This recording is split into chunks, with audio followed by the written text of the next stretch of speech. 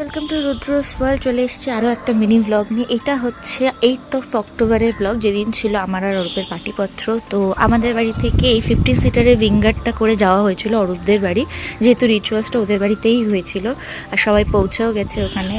আর আমাদের বাড়ি থেকে টোটাল 14 জন মতো যাওয়া হয়েছিল। আর আমার যা মানে অরূপের বৌদি পাটিপত্রের যে লেখাটা লিখতে হয় সেটা লিখছে।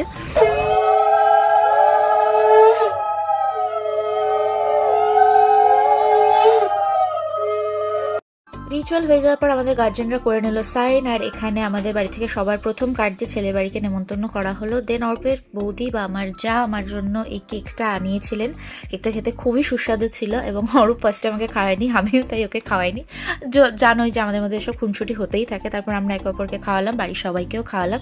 দেন আমরা ডিনার করলাম, যেখানে অরূপ পরিবেশন করছিল। আর তারপরে আমরা গাড়ি করে সবাই ফিরে গেলাম বাড়ি। দেখা হচ্ছে আবার নতুন একটা ব্লগে, ততক্ষণের জন্য টাটা।